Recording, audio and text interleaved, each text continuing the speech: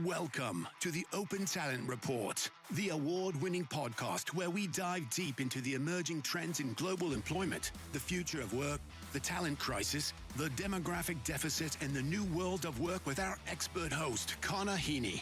Connor is the managing director at CXE EMEA, a company that takes the hassle out of finding, compliantly engaging and paying contractors anywhere in the world. In this podcast, Connor brings you captivating conversations with top CEOs, visionary founders, and industry experts. Together, they shed light on all things open talent and the evolving nature of work itself. So grab your headphones and join us on this exhilarating journey.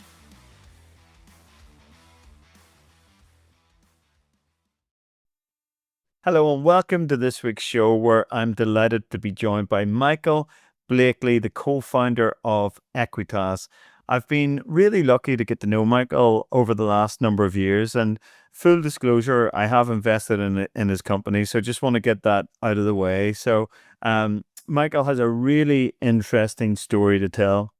The company that he's leading is doing really fascinating things in the world of interviewing. Michael is a really great guy. He's been extremely supportive in my day job, and he's been to a number of our dinners and customer councils. So, Michael, I know we've talked about having you on the show for quite some time. It's really great to have you on the show, of course. We're looking forward to hearing your story today. A warm welcome to you. How are you doing? Great. I've been ping-ponging all over London today. A few different meetings. Just flew back from Dublin as well for SaaStock, which is incredible the last few days. And feet haven't even touched the ground. So excited to be here, Connor. And yeah, looking forward to it. And let's see what the crack is and what we can cover at Northern Irish Space, as I've told you. Exactly. And for the benefit of our international audience, this may be one of the ones where you need subtitles. But anyway, that we should be okay, Michael. Our dulcet Northern Irish tones should be okay, though. Okay, so Michael, what's your story? So how did you become the co-founder at Equitas? What was your journey up to that date? Amazing. I can go right back to when I started working. I'll take like straight out of university, I spent the year in China and then came back. Job market, I think it was like the 2009 going into 2010 post crash recovery. And I had a friend who worked at Aldi. I was like, it's a great gig, pays well, you get a nice car. And I chased the money and like went that way. I was like, let's give a go at it. And 2 years it was how long I lasted, and it was just too many hours, like grindstone. It was like SAS, who dares wins in terms of who can hear themselves in the culture. And in all fairness to them, I've heard they've come a long way. At Aldi, and it's a lot better place to kind of work now as well. But back then, it was just folks who wanted to work so hard and progress as quick as they physically could. Whenever I left, um, said to my old boss, the operations sector, the bit of it that I love the most is recruitment. So you need a lot of people. I love that feeling of giving a store manager folks to work with. Can I keep doing that for you? And we'll work out the commercials. My first deal was terrible. Like he got me half the price straight away, and it was like not a good decision from there. But that's how I landed in the world of recruitment. Loved that, and then started picking up more contracts and doing just the end stage interview stages for the likes of Beast IB, Aldi, like I mentioned, prison service, MOJ, Transport for London, and just sitting in at the late stage, day after day, doing interviews, assessment centres, and trying to assess talent, essentially. And for me, the way I always positioned the interview expert day job was ask me to go and find you a 1,000 candidates. Couldn't do it. Ask me, here, we've got 1,000, who are the top 10, top 5, top 1 should pick. Could set up processes, teams of people in order to do that in like a super fair way. So loved that career. But I got the breaking point. I essentially thought this is so archaic. We're cutting down a rainforest every time we're running an interview day or assessment day. The hiring managers, some of them were great. They could be a professional interviewer in less than a week, and could be really well trained. But the other half of them just used to pick folks based on around who they were, like what schools did they go to, what sports did they do, what did they like about them, and that kind of, do I like this person rather than do I think that they would be good at the job. So that's what nudged me to start Equitas, and then it's been an absolute roller coaster and whirlwind since then. Wow, Michael, that's quite the story. So Michael, before I met you, right, I'd never, this shows you how naive maybe or unworldly I am despite operating in the world of work. So I'd never heard of a professional interviewer, right? So that's point number one. Point number two is for me, this has been one of my greatest failures. I've probably, and this is a sad thing to say, I've probably fired more people than I've hired, right? And that's not something I ever take any relish in, having been fired myself, right? It's bloody horrible. And the reason that's been is oftentimes because the interview assessment process has been completely subjective, right? It's based, I'm not saying I've hired people on a whim, although I probably have, right? I've probably hired people based on gut feel, likability, as opposed to having this set of objective criteria, right? And so my question really is, before we hear more about Equitas, or maybe this will be a nice segue into hearing more about Equitas, how do you help organizations move from that subjective to the objective, right? Where it's a truly objective process and it's not based on gut feel. I could talk to you about my journey, which sums it up perfectly. Whenever I started Yes. doing that type of work as a professional interviewer, I had no idea what bias was and like had no clue. And I was just like, I'll just jump in there, interview people. This is great. And stuck with the materials that they give me. And it was this bell curve. Halfway through, once I learned more and more, got more and more training, I was like, oh my God, am I discriminating against each and every person who comes to the room that's different to me? Oh, someone plays rugby. Am I being favorable and scoring them up in there as well? To the point where I think it was detracting from like candidate experience, me obsessing about this. And then I came out the other side of it. And this is the key takeaway for like, doesn't matter with technology, is if somebody within the organization or the place, someone does a job analysis, looks at what will help people be successful within that role, tries to design some questions, follow on probes, dig deeper, and then some scoring linked into it.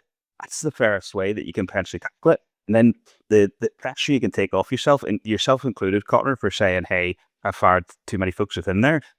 Structured job interviews are the most accurate way to hire. And that comes from Hunter and Smith research. And there's been a reboot to this massive meta-analysis where they've looked at like tens of thousands, hundreds of thousands of assessment methods and roles and people who are hired.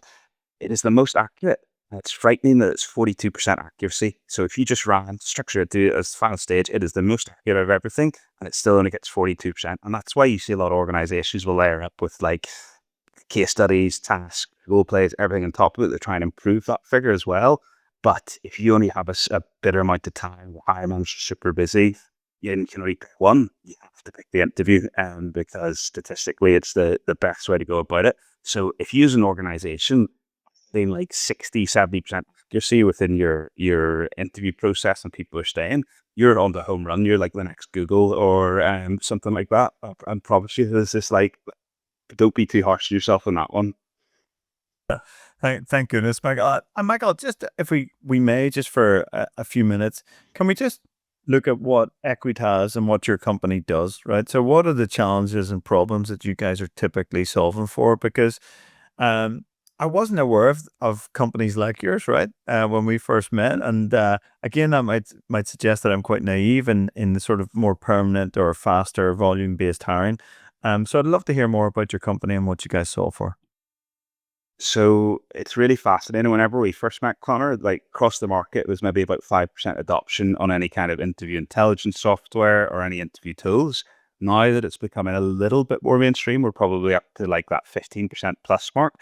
And something that's helped us is probably things like Copilot and the conferencing tools having some sort of data capture that's happening more and more often. Because whenever I used to go to a conference like a few years ago, people would come up to me and be like, why the hell would I want to capture my interview data? And now they come up and they mention a few of my competitors' names and like, what's the difference between you and, Bright Hire in the US or something like that? I'm like, oh, brilliant. You've been educated on the use case and what's handy about this. It's now becoming a thing. More people talk about it. More people feel comfortable like capturing and sharing their data. For us, the product is so simple that it's unreal, and like simple product for simple man. It's the way I always kind of describe it, which is auto queue for interview. Questions pop up in front of the interviewers, whether that's remote or face-to-face. Audio, transcribe the text, means that they don't have to take notes. They can have a more engaging experience with each and every candidate that they're interviewing.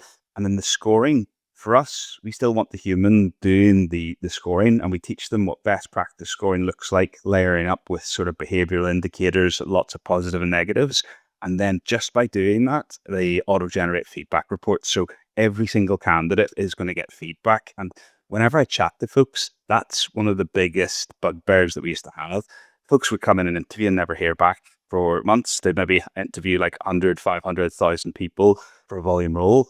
And they're all these candidates just sat, they've given up the time, spent hours applying, traveling, or even doing it remotely, and then would never get that. We don't replace some of their core hiring stack. If they've got an applicant tracking system, ATS, we just plug in from there and pass that data back and forth. And I always love it whenever they've got legacy ones. So if they've got like Workday, things like that, they can't move away from that. But we're just the layer that sits on top that their hiring managers and TA teams can just save about 50% of their time for anything that touches that interview process as well. And on the candidate side, we want to get to the point where we can start to share transcripts with every single candidate to help them on their hiring and career journey. But none of the TA and recruitment folks want to do that just yet. They love the structure. They love the objectivity of having those question sets and banks built in, and that kind of delivery and accountability all your time. It's super auditable. But yeah, it's going to get there at some point where folks can use that, and then candidates will be able to potentially use it to help them get more roles in the future. But we're not there yet. Wow, I love it, Michael. And Michael, one thought or question just occurred to me. So it sounds like you've got a great product, stroke platform, right? That does an amazing job. But when you were designing and building your platform, how important was it for you and your team to look at integrations and integrating into different technologies, some of which you mentioned, like a CRM or an ATS or a legacy system or a platform? Was that something that you really thought carefully about, or is that just a table stake where when you're setting up a platform or a technology like yours, you just have to think about that from word one? If you're a point solution, it's like live or die by the integrations that you have you do. And the really hard bit is the ATSs control that budget in terms of like straight in. They're always going to be the first item or tool that you use. And anything else can sometimes be considered like a nice to have on top of that as well. So they have all the data and pre-existing relationships. The way some folks in our space are trying to position it now is saying all of this data that we're capturing is potentially more valuable in the long run as well. Are they going to start to reshape the market from there? Who knows? So I used to hate it whenever folks had legacy ATSs because I would think, how the hell am I going to do this integration? It's going to take like 9, 12 months, 18 months. The person that we're selling to potentially might not be there anymore as well. I'm just like, oh, headache. Now it's sold by another vendor and partner. And I'm going to give them a shout out on this one. Stack One are just absolutely incredible. So you integrate once with them as a point solution like me, and they just open up hundreds of ATSs for like overnight, and stuff that used to take you 6, 9, 12 months, it can now take like 2 to 3 weeks. It's incredible. So that makes it a lot sort of faster, more secure if you work like with ones like Stack One as well. And then that blocker at the end of any kind of sales discussion that you have with folks is now becoming like, here's what we use, here's the reason that they're the best in class. You should probably use them if you want to use us or any other tools that you're interested in across the rest of the hiring stack. Wow, Stack One. Okay, that's good. That's a good one for our listeners that are more tech orientated, and we do have a lot of founders that listen to the show, Michael. So thanks for that. So, Michael, I'm going to fail the so what test here, but I think it's fair to say that hiring, employment, and labor law is really heavily regulated, and rightly so. And if you think about some of the core principles when it comes to employment legislation or hiring legislation or labor law, it's really around fairness, right? The fairness piece is one of the first principles within that. So when I think about you and I think about your platform, Michael, uh, what is fair hiring, and how can you help organizations hire fair, if that's an appropriate phrase?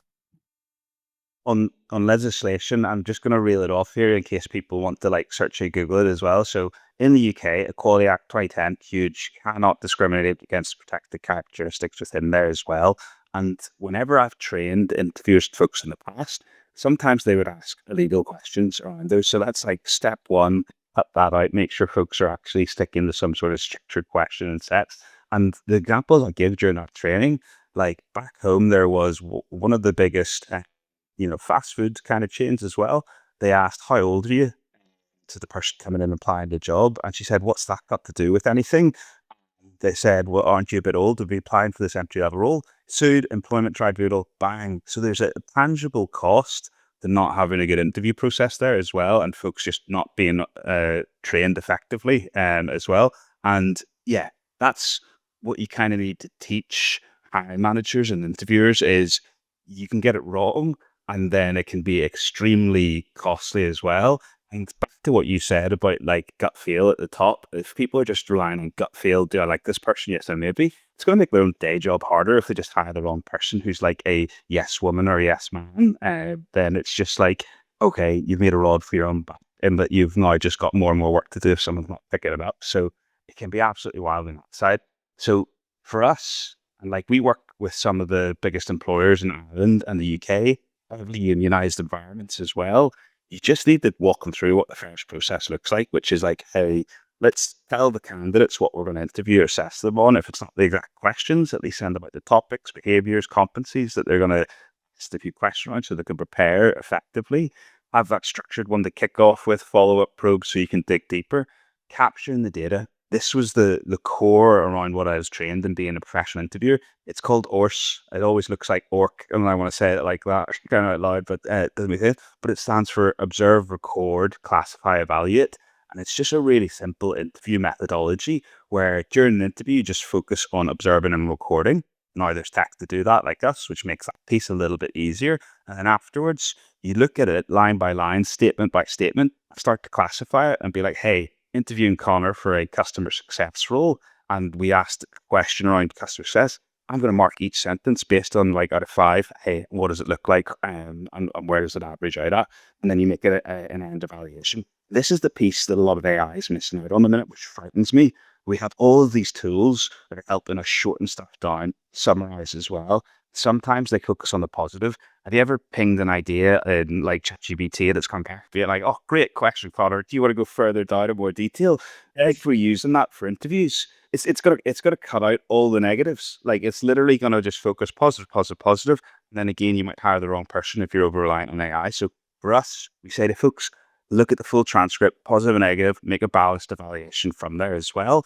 And then the last piece of that is just feeding back to folks as well. So it's not rocket science at all, but it's an fairness and objectivity approach. If folks are well trained, apply a framework in a structured way, and know how to score effectively, it's just a no-brainer. That's what our product does, is just makes that simple for everyone involved. I love it, Michael. And is there any specific metrics that you focus on when it comes to fair hiring? So a lot of the DEI information is tracked within ATSs as well, which is great. But capturing that data is step one. So companies like Northern Ireland, once a company gets a certain size, they always legally have to capture that data. You know, sometimes it'll be on things like religion, for us, where we're from.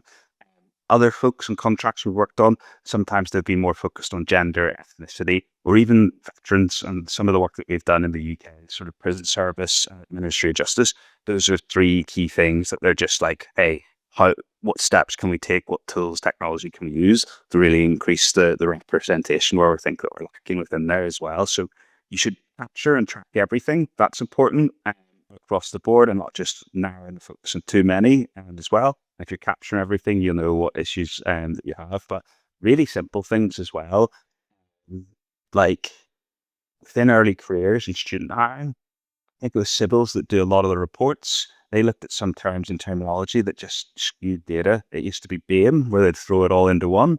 And then whenever they actually started to split it out, they spotted, hey, it was actually black male candidates within this range is a lot lower, rather than having an overarching figure that sat there a bit higher as well. So whenever you come to DEI data, break it down as much as you can. People feel comfortable.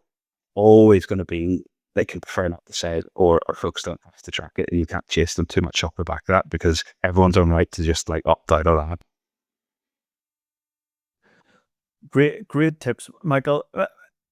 I suppose, Michael, this might be a bit of an unfair question, given that most of your business is focused on the UK and Ireland, but we've seen President Trump come into power government in the United States, and one of the first orders of battle for him was really to start to kill DEI initiatives, right? And also roll back some of the legislation. Now, of course, in UK and Ireland and Europe, we're heavily regulated. There's really fair and reasonable protections around DEI, and organizations must report on that. And we've got the pay transparency coming in the European Union as well. But have you seen that Trump effect come into any of the programs or the companies that you support? And are you concerned about that just more on a general basis when it comes to fairness in hiring? So for us, there's probably not as big an impact because public sector, healthcare, justice, prisons, the sort of folks that we work with on a large scale and at public overlap, they always care about fairness. They're always driven from governments, whether it's Ireland or the UK. They always have some sort of core focus on that, and like the legislation that they've made over the last sort of few decades always had a good focus on that. Personally, I kind of think it's going to be like a knee-jerk reaction as well. 4 years, like less than 4 years now, is it 2.5, 3 years down the line? And not every company with it in the US as well. Now, say what you will, I think it was Coca-Cola, don't quote me on this, like, yeah, so 60-40% sure as well. But companies where might not like agree with product or what they do as well, whenever it came to DI, I think it was their shareholders voted 99% in favor of keeping like all DI programs, and like just 1% who said they wanted to go that way. So I think there'll be a knee-jerk reaction to that. What I see from founders in our space, they maybe don't message about it as much. They don't lean into it marketing. I don't know if you see it more in Ireland because like a little bit more kind of UK presence and focus for us. It's so interesting, like to see it go in waves. Like AI 2018, massively everyone going crazy, died down a bit by 2019. Off the back of it was a shorter window. This timeline, that bubble's been a bit longer. The DEI, it was maybe 2020, 2021, massive, and now not as much. So the folks who still care and speak about it, and we'll still post and chat about it and talk about why it's fair, might not be the only reason folks buy this. Might be around efficiency, time saving, like what's the ROI from there.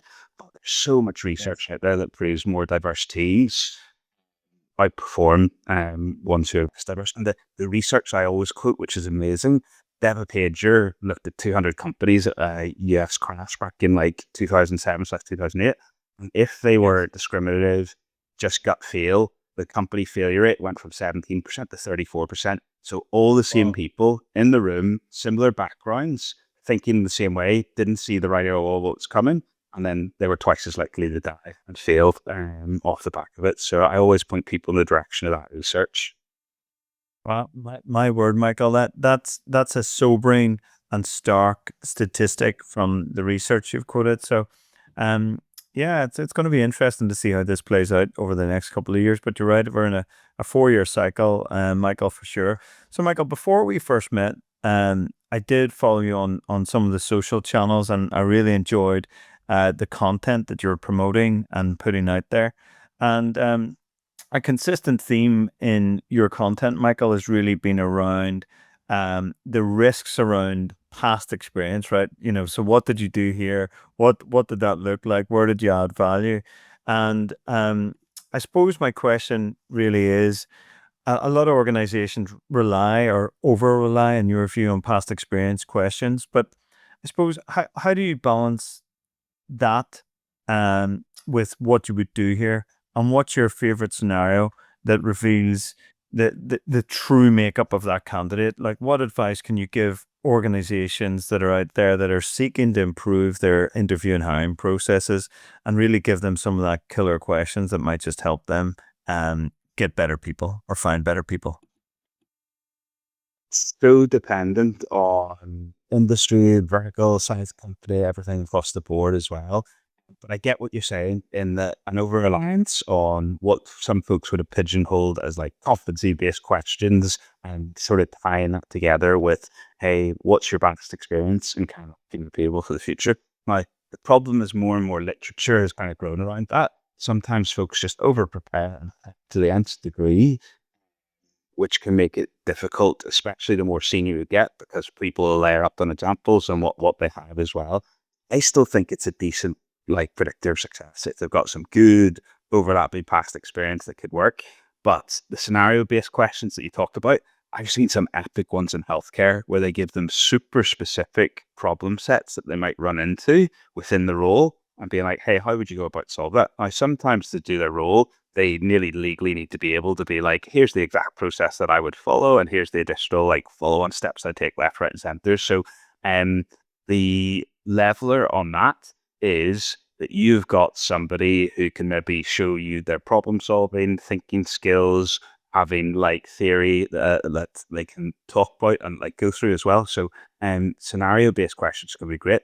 The only thing that's off-putting for folks is it just takes more time in the hiring process. So they've done a good job analysis and they've already got like behavior set and these massive question banks built out. They're less likely to customize and tailor for absolutely every role. But whenever they start to do that and then it's tweaks and changes, it can be a lot more predictive of success as well. So it's kind of like a Goldilocks approach, like what's the perfect balance between past, what you do in this role, and like sometimes you've probably seen it in senior levels, they start to layer in these case studies and how would you tackle these complex problems, and let's say a good idea or not. But the flip side on that one, Connor, is the candidates sometimes like, are you crowdsourcing for ideas? Is just like, are you like, let me get Yes. are you getting your strategy from an interview process and then you're going to be like, I'm sorry, we filled it with an internal role and then never got back, which could really Thank you. turn candidates off from the whole process. It's just not the way it should go. And so there's just got to be a bit of balance. And like, I'm still a fan of some past experience coming in and making sure that they're working at the level of challenge and complexity that you need for within the role. Few future looking scenario based questions. And the last one for me is motivation. And just like, why do you want the role? Why do you want to work at this company? And if that's half the battle, motivation is clear and a good fit there. It's brilliant, especially for early stage companies, smaller companies. That is what you need. Sometimes you can have honest conversations. I love it if you go through the structured piece as well. And then you can just be honest with the candidate then, be like, look, everything we covered today, anything that you think is not a fit, just let us know. And would rather you opt out now than go through like the process, get the offer and reject it there, starting a role that you don't like. Yeah. And Michael, I think it's fair to say that your company has grown significantly since you co-founded it and founded it. And what I'm interested in on behalf of our audience is, what are the typical use cases that your customers come to you about, and what problems do they want to solve, and what case studies? You've mentioned some of the huge organizations that your company works with. I mean, like some of the largest employers in the United Kingdom and some of the largest employers in Ireland and Southern Ireland. And what are those typical use cases that they come to you about, Michael? So it's a pain point whenever it gets to that interview and assessment stage, or that the attrition is just too high and they keep hiring the wrong folks and they can't work out why. It can be time side of hiring managers. So essentially my hiring managers are just constantly interviewing, don't have time to do their day jobs, and they're just really, really struggling to get their head like above the parapet, because it's just a continuous and constant interview process. And then the last case, and where we've maybe had the most faith over the last sort of 12 months, has been, we've got this market growth project. We're mobilizing a new site. It's volume, and we don't even have the team managers to help out with this as well. And that last year, we've launched Interview as a Service, where we don't just give them the software, we also give a team of professional interviewers. So all my old network, I've tapped up and they're ready to go, and like having the software to augment them and help them do a higher volume of interviews across the board is an absolute game changer. But it's being able to place those folks like really good experience of hiring in a particular industry or vertical. It just takes so much pressure off TA recruitment and mobilization teams as well. So I don't know if you find this, Connor, but like every TA, head of TA, HRD, it all feels like they saying the same thing, where it's just like, we've got less headcount, the requisitions are ramping back up, and we're not hiring new folks in. It's just like, how do we, like everyone says, do more with less? That keeps like getting said by like every vendor out there as well. But it's actually true, because I've got to know like the TA and recruitment community more and more the longer I've been in here.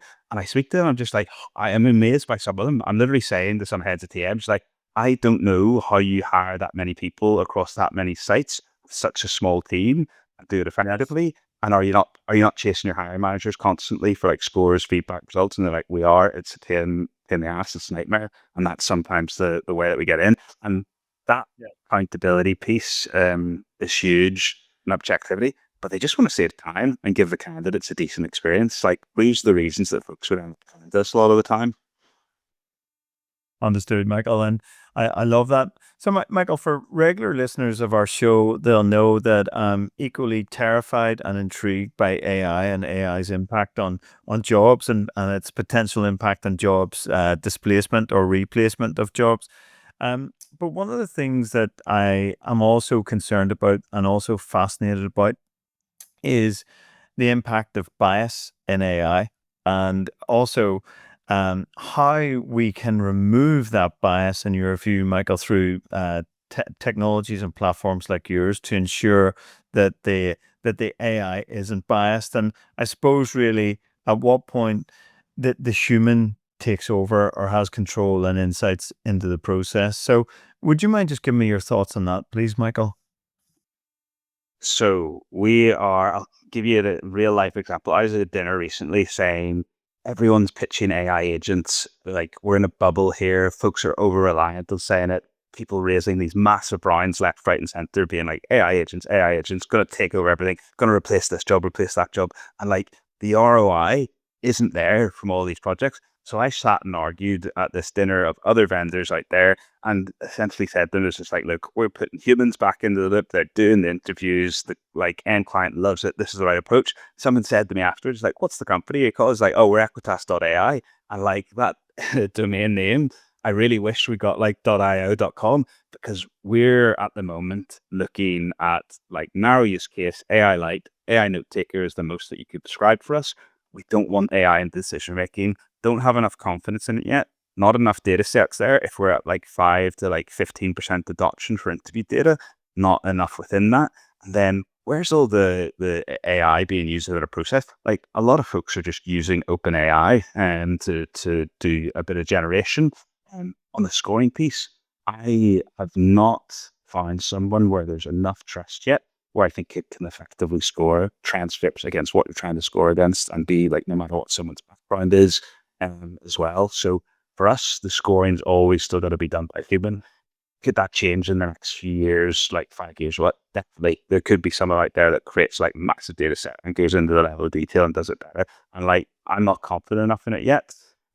So I'm probably like a bit of a laggard in the space on that, because a lot of other folks are pitching that solution. But the legislation's coming through. There's lawsuits in the US in a minute. There's a Workday one on age discrimination from the use of AI.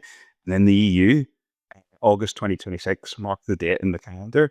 That's when it's going to be enforceable. So all these vendors who are pitching, hey, give us 10,000 candidates and we'll give you the top 10. Here you go. And there's not enough of a human intervention or human in the loop. Candidates will be able to sign up for some lawsuits left, right, and center. I said it in a pitch recently, and we're pitching the other week. It's like, if I wasn't doing this business, I'd find my best mate who's a lawyer or whoever and like set up a business to like create class action lawsuits for like AI vendors in their space, because they're coming. Like, it'll be only around the corner. Yeah, I agree, Michael. I think the regulation that's coming down the track is going to be problematic for a lot of companies that have been touting themselves as the solution to all problems, the total matching engine.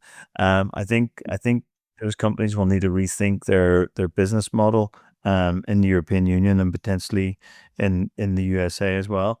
Michael, thinking about when a company selects Equitas, right, as their partner for interviewing, like what's the what's the change management load like, or the change management impact? Like, how difficult is it typically to sort of not sort of how difficult is it to convince the hiring managers and the hiring manager community that this is the right way to go, that the way they were doing it previously as well, come on, you've seen the results here, it hasn't quite worked. What tips, tricks, advice would you be prepared to give, Michael, and what have you seen in your experience?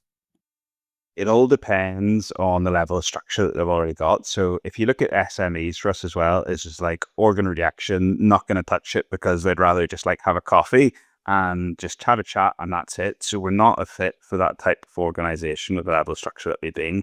If they've got their frameworks already good to go and it's well used and adopted across the board, you literally lift that and then you can set it within us in like next to no time. You get you running in less than like 24 hours. And then to get the hiring managers on board, you sell them on like one thing alone to kick off with, which is like, do you never want to take notes during an interview ever again? And they're like, yep, sign me up and good to go on that point. And then that feedback piece and like auto generation scoring piece, which just saves them so much workload, gets them on board. So it all depends on the organization. And for us, we always try to over-index with like extra customer success. We can do webinars, training, like loads of detailed walkthrough guides and everything like that. Try to keep it super simple for them on top of it. And then it depends on their ATS and like how well set up that is, how easy they are to work with and pass stuff back and forth. Because yes, Stack One makes it so much easier, but if it's a native integration and it's one of the bigger ones and it takes a bit longer, sometimes they don't assign like resources for 2-3 months or something like that as well. So sometimes there's a lot of legwork that you got to get done before you roll out and go live. But once they use it, you end up having folks coming back and saying, I'm never going back to the old way of interviewing. And whether that's face-to-face or remote, they don't want to go back to the paper and do it the old-fashioned way. That's amazing, Michael. And it's amazing to hear that sort of feedback for your company and your team. Like, Michael, I'm a co-founder myself, and I think it's fair to say that it's not an easy role to play. And I was quite lucky being a co-founder with the now chairman of CXC, but we still bootstrapped the business. I didn't have this pool of liquid money, right? It was a case of find some customers, do a really bloody good job, and then build on that and be as cash generative and profitable as you can be. But that was really, really bloody hard. But you're a co-founder, Michael, of a startup that is looking for investment and has got investment. So, and we'll be looking for more investment because you're on this rocket ship at the moment. You're growing like Billio, which is amazing, of course. But I suppose, Michael, my question really is, how hard is it? Of course, it's enjoyable. Of course, it has its perks. But what's been your journey as that co-founder of a startup? How you find it, and what's it like trying to raise capital in the current environment? Like any co-founder comes up who says everything's great all the time. There's like a high level of distrust unless they're like less than 0.01%. The majority of folks, whenever you like peel back and actually talk to them, will be like, oh, it's hard in like this area, whichever one it was. And like, I think the best way a really successful founder of an HR tech company described it to me was, your role isn't to like put out all fires. It is to work out which fire is burning loudest and find someone to solve that problem for you as well. And you're right, people can have this incredible bootstrapping journey like you if they've got all the expertise within the co-founding team or the talent that they need from day one to get up, running and going. But whenever it's technical and it's product-based, sometimes there have to be a bit more spend up front, or you have to hire those folks in. So like folks in our team, Javier, our CTO, he joined like a couple of years in the journey and completely reshaped the way the product is, like now completely enterprise ready across the board, which is absolutely amazing and wouldn't have had anything if you didn't have someone like that in there. But it's just a roller coaster because fundraising is great because it can unlock growth, improvement in products, go deeper in sales and marketing, add more folks into the pipeline funnel and get through on that. It's distracting from all like the day-to-day core elements and bits of the business as well, because you could potentially be selling more fundraising at the same time as well. So finding some level of balance is wild. I always say to folks, it's like really stressful being a founder, but then super rewarding, because sometimes you speak to users who've been with you for like 2 or 3 years and you've watched their career journey and trajectory change and grow because they took a risk early on and went with a smaller provider like you, and then got promoted once, promoted twice, where you deliver on some sort of like campaign and drop in that interview service piece thinking, will this work? Well, it won't. And you're thinking, high likelihood we can pull this one off. And then you see that again, they do the same and it makes them look good. So I had a pitch recently and we just talked about case studies on that. And like everyone else was doing product demo videos and I didn't go near it. And I just go through a slide. And I said, that was like, I don't care if you vote me to like win this pitch or not. if one of you starts working with me and we get an opportunity to like do some cool stuff together, that's all I want. And like that was what was really cool. And the deeper you further you go down in the space, you're just like, you're never going to understand all of it. So it's like being comfortable with chaos and so many unknowns. So I don't know. I think I need like a 2-3 week sabbatical to reflect on it all to give you like a proper detailed answer. But we're in the midst of it now, Connor. So I can't. Well, Michael, it sounds absolutely bloody exciting, and I that's how I always feel when I talk to the founders. Sorry, hey, one sec. No, it's exciting and head melting all at the same time. But it's yeah, it's like I think I was on a call today with a potential investor. We were talking through strategy and stuff like that. And we got down to the key figures. It's like, look, this is predictable. First quarter, first year, maybe 2 years, and anything after that, I don't know. It's just a plan. And it's like Mike Tyson says, it's like everyone's got a plan until they get punched in the face. Yeah, I like I completely resonate with all that. That's how I remember the journey to be in. It still feels like that, even though we're a much more established company by an order of magnitude that we could never even conceive 10 years ago. But I think it's the ultimate um, experience getting a startup and a business off the ground. It's so exciting. It's so rewarding. Maybe not financially, but definitely intellectually. It tests every capacity and capability that exists within you, and oftentimes you don't even know that it exists within you as well, which I find funny. You really dig deep and you find parts of yourself or parts of your mind that you didn't think were actually there, and it's infectiously exciting. Come what may, and I think Michael, you're in a really good position that a lot of founders would kill for. You've actually got the business to a point where it is profitable and you're scaling it, and good on you. It's great to see and great to hear. It's nice whenever anything's complete. You're always like in a level of stress mode of just like what's next and there. And it's like every time you reach a certain milestone, then you just probably want more and you want more, you want more, Yes. you want more as well. But Absolutely. like being able to be happy with like the day to day is probably whenever you'd probably do your best work as well. So not unlocked or achieved that one yet, Connor, but I'll work it out at some point. Yeah. Well, do you know, Michael, that's something that I must admit that I haven't cracked the code on. I'm still always looking for the next. What can we do better? What can we do more of? I haven't reached that point, and I don't even know if I will, where I'm content. I always want to do better, do more, grow the business better and more effectively. But something you said, Michael, really resonates with me around customers, because for me, the customer piece has always been personal, right? Business is business, but for me, it's personal, not just because I co-founded the business, but because of those people in our customers that took a chance on me and took a chance on us 10 years ago. They didn't have to, right? There was other vendors out there, much more established, better probably in some respects, and I'll never forget them. And I don't think I've forgotten any of our customers, because they really, really matter, because no customers equal no coin equals no business equals no jobs for all the people that we've hired over the years. And that really resonates with me, what you've just said there. But it's funny whenever you jump on a call and like for me, I only want to work with people if it's a good fit. And some of the calls, I'll just be like, "Hey, have you heard of our competitors?" Like try and funnel them off in that direction. Especially we jumped on with someone from Canada recently. No idea if it'll come through or not as well. But within the first 2 minutes, I just said that was like, "Have you heard of these two folks that are in your time zone? Might be an easier fit for calls and everything like that. Here's what they do well." And we got down to the crux of it. And they're like, "We think your integration's probably better." Whenever we look at it, as like, we can explore that, but definitely chat to those two as well. And like, that's it. You can't work for everyone. Whenever I started the journey, it's just like, oh, everyone interviews. Our target audience is like absolutely everyone across the world and globe, and like billions of interviews. And the further you get in the journey, the more you get down to is like, right, how do we segment this first down to a point where like the users run into the same sort of problems and we can help them and we think we can do it well, and then scale it up in reverse from there as well. And like that targeting was definitely missing in the early couple of years as well. It's just you end up wasting your time by like being nothing to everyone rather than something to a small group of folks.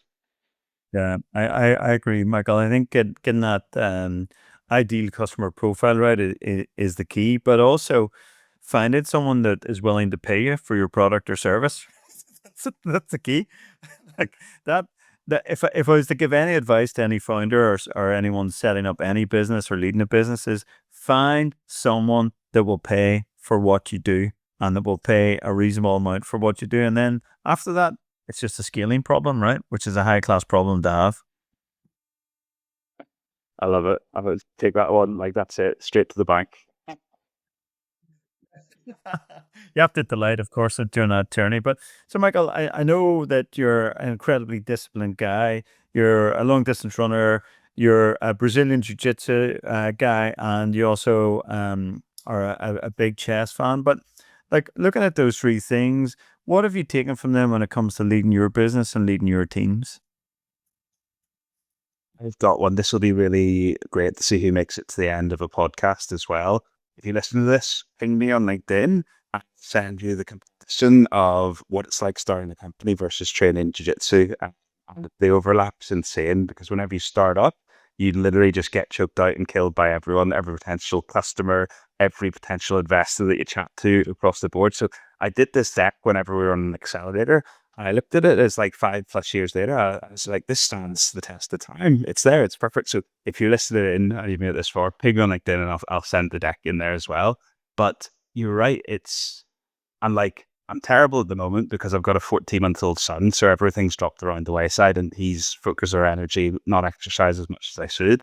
But if you look at long distance running, jiu-jitsu, starting a company, like running a company, it's like bit of dedication, resilience, and like enduring pain is probably the best way to describe it. And like you take that mix together and like it works. And maybe there's there's a right level of resilience, and like having too much and never giving up on anything maybe means you focus on the wrong idea for too long.